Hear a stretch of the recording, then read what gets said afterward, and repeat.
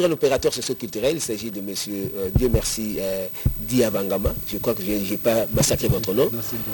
Voilà, vous êtes le coordonnateur de l'ONGD, c'est-à-dire Organisation non gouvernementale de développement sans jeunes. Voilà. Alors, vous venez aujourd'hui parce que vous avez entamé depuis quelques jours une série de travaux d'assainissement à travers la ville de Kinshasa. Alors, au rôle de la mission, photo bétambal selon la Lingala,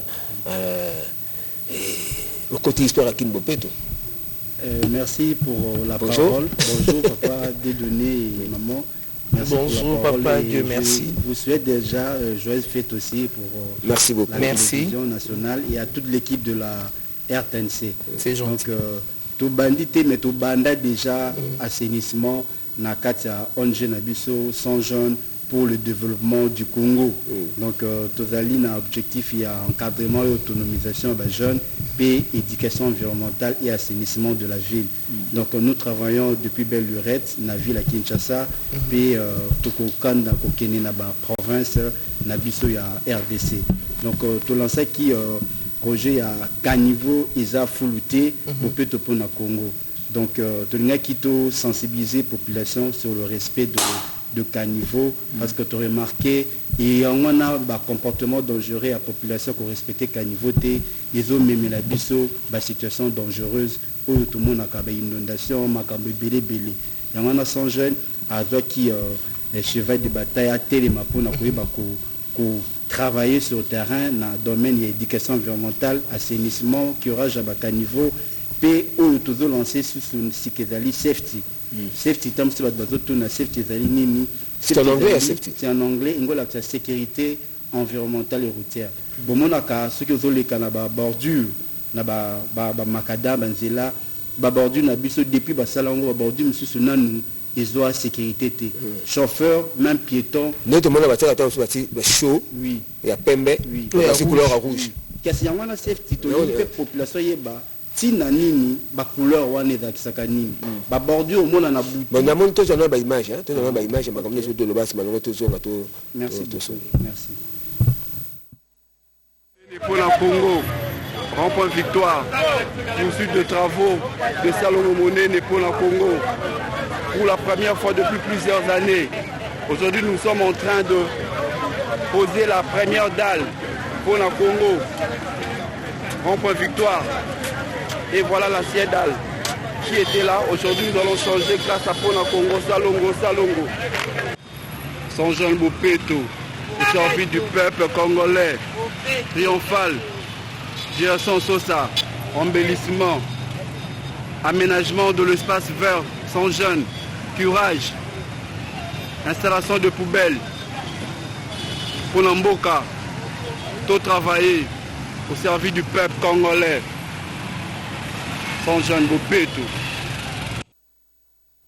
Voilà, donc tout le monde en haut.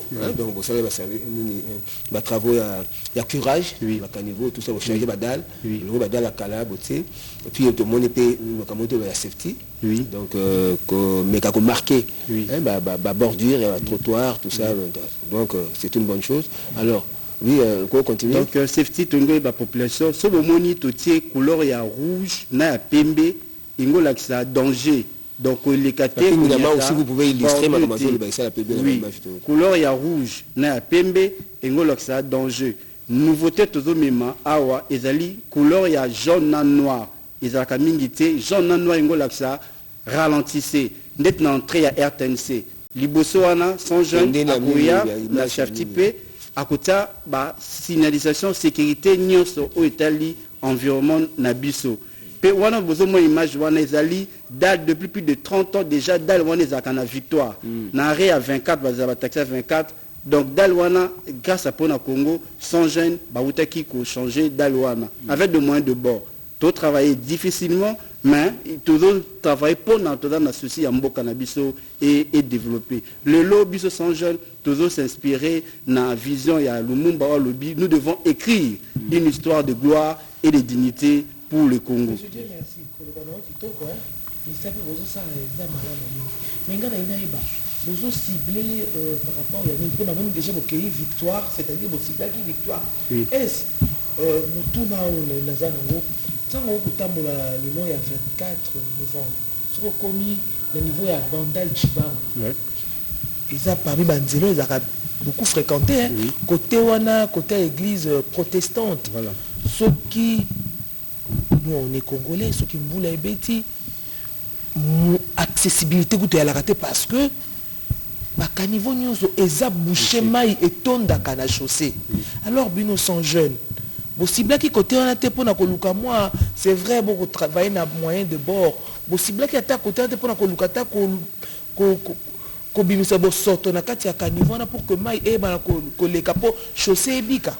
Et tozoya déjà biso de travailler dans tous les 24 communes de Kinshasa tout qui lemba toyi kasafubu makala lingwala pe lingwala tozo mata na niveau ya Kitambo donc tokoya wana tokokire ba kanivo wana pe toko tia safety pour la signaler na butu tant muto le kabi ke o eza bordure o eza place fona telema o eza place fona lita. Ah donc curage ezotambola nzela moko na safety donc safety ils ont englobé nyonso tango de curer et puis boyebi ko tsheba signalisation voilà et pour la sécurité il y a population na biso ya ville ya Kinshasa donc tout le lot tozala ki équipe na biso zo travailler présentement na libosa palais du peuple zamba moko munene salama kana ma tite les gars en face il y a mur à ba chinois donc son jeune da bandaki banda lobby koyeba ko sala désherbage pe ko tsa safety libosa palais du peuple so boki wana beaucoup ta zamba na nyonso sans jeune déjà à sukoli yango mais batma boma ba komé ko bomama na kati wana to travailler pona zamba wana donc Dieu merci c'est très bien mais est-ce que bozakaton ya ko zonga bisika boleka ki pona ko sala suivi donc le bien était bozoluka ko tangisa ko lakisa ba jeune que caniveau ezali esika ko boka bosototé est-ce que banzela o bisika o boleka ki pona ko sala courage pona ko sala safety bozonga po botala soki misala ngo ko tambola kaka soki pe maezo le kaka na ba caniveau bosala ka misala c'est quoi avantage de biso ezali soki to sali assainissement to linga ko totika antenne pona ya ko superviser misala na biso ndet na pays du peuple ndet to sala assainissement wana base à parlement déjà comme des gens antenne biso pour la surveiller ba kamatique na caniveau ba interpeller bango pe pour la côté donc sans jeune tout travailler au service du peuple de tout le bango non victoire pour tiki bato na victoire équipe ezali so combien no kuta ba balati ba choisible ba sans jeune et pour la Congo ba zali ba travailler donc tout ça la musala oyo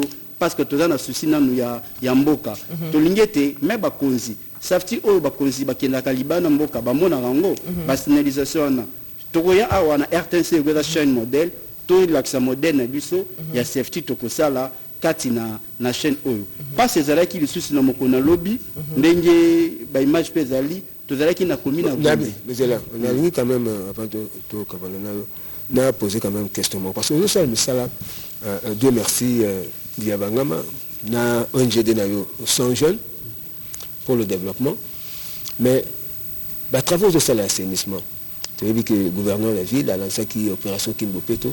Est-ce que, aux zones de l'Issongi, il y a la ville de Kinshasa, ça c'est de 1, de 2, même ça, il y a safety. Normalement, il y a 5 paires, Commission nationale de prévention routière d'Intero, est-ce que vous avez travaillé de connivence na bango, vous avez un contact et Ezali, bisous tous les ça modèle. Ceux qui vont continuer à faire des nouveautés de PC modèle, ceux qui vont saisir l'opportunité, sans jeunes à combien là déjà mon ville à Kinshasa pour un contrat, pour travailler en partenariat. Tout ça déjà participation citoyenne, tout ça dans un premier temps.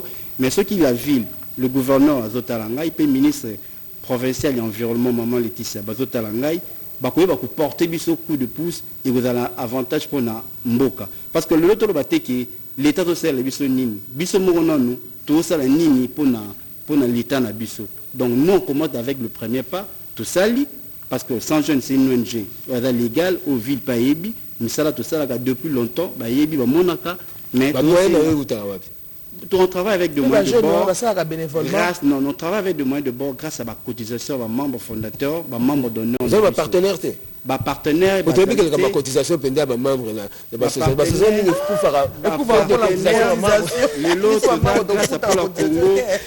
la chance de membres la victoire c'était grâce à Pona Congo il a dynamique oyo et pesa qui peut maman makoki poto ça la victoire mais ndeti auto ça na pays du peuple par-ci par les membres d'habitude d'honneur et membres fondateurs soka mutuna ba jeune ba ko ça misala wana ba sala kango bénévolement bénévolement mais ils sont motivés par des petits transports à titre symbolique. Okay. D'abord, nous travaillons pour tout travaillant pour Namboka, le reste, il y a Bisoto Ntoloba, récompense à 100 jeunes, et où tu as d'abord et Zambie, puis na Congo, puis na Congolais. Merci beaucoup. Donc c'est ça notre souci. Merci. Alors, Obi na Gombe, écoutez les gars. Na Gombe, tu es comme ça, la plaidoyer, il y a population, il y a Gombe, il y a une venue de la science, na site, il y a SCPT.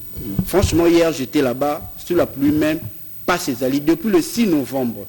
Si tu as un SCPT et incendié Salamaki wana ba image même les alliés il y a parce que incendié Salamaki wana ya munene biloko nyose zikaki il y a de familles wana ba perdre tout bazola la ti lelo ça fait 3 semaines ba la la belle étoile il y a un truc qui ko interpeller pe ba konzi ba meka ko tamisu kuna na site ya SCPT na venue de la science na Gombe za capitale ya Kinshasa mais ce que yo okuta mamilinga ezobimba graba ba service incendie ba yaki ba pompier ba bomaki moto mais ti sikoyo population Gombe bazotala nga ba yebiki na koya kolobela bango lelo bazola la belle étoile pe ba yebate à quel sens se vouer ba couper sa plaie pour le donner na bango et pas à nani ba bengi sans jeune habitude on n'a pas assez de moyens biso moyen na biso zali koloba kobele la bakonzi ba kita na avenue de l'enseignement na avenue de la science avenue de la science pardon na SCPT batala population ndenge nini bazali ko souffrir à la belle étoile avec des intempéries. Avanga makamba koloba eza ebele maman. Je crois que mercredi prochain au koya poto lobela penza ngona bozindo moi tango ngope comme tout à fait. Moi mobulu je crois que mercredi prochain to koyamba. Merci beaucoup. Alors vous savez nous ne cesserons jamais de le dire, c'est ce que nous vivons dans notre pays aujourd'hui, l'est de notre pays aujourd'hui est dans un état lamentable parce que il y a la guerre. Nos frères qui sont là-bas sont dans le désarroi. Mais heureusement, j'ai dit heureusement, parce que les forces armées sont là, elles continuent à défendre la patrie. Eh bien, nous tous, nous devons répondre à l'appel, à la mobilisation du chef de l'État, parce qu'il faut que l'armée soit réorganisée. Pour que l'armée soit réorganisée, il faut que les jeunes puissent adhérer à l'armée. On veut une armée forte, une armée dynamique, capable de défendre la patrie. Aujourd'hui déjà, ça se fait très bien, mais nous avons beaucoup d'éléments. Et voilà, aujourd'hui beaucoup de jeunes également adhèrent. Et nous, en tant que professionnels des médias, nous devons donc passer cette information à la population et encourager les FRDC, encourager les jeunes à adhérer, tout ça. Et c'est pour ça qu'ici à la Radio-Télévision Nationale Congolaise, nous ne cessons de le faire à travers nos émissions, en diffusant des chansons qui sont composées par nos artistes. Ainsi, avant que nous puissions nous séparer d'avec nos téléspectateurs, nous allons leur proposer cette chanson intitulée FRDC, qui est l'œuvre du fils de Kamangana Mateta, qui nous a quittés depuis le 13 octobre dernier, mais son fils VV, Jean-Yves, est également auteur-compositeur. Nous allons suivre cette chanson de son père.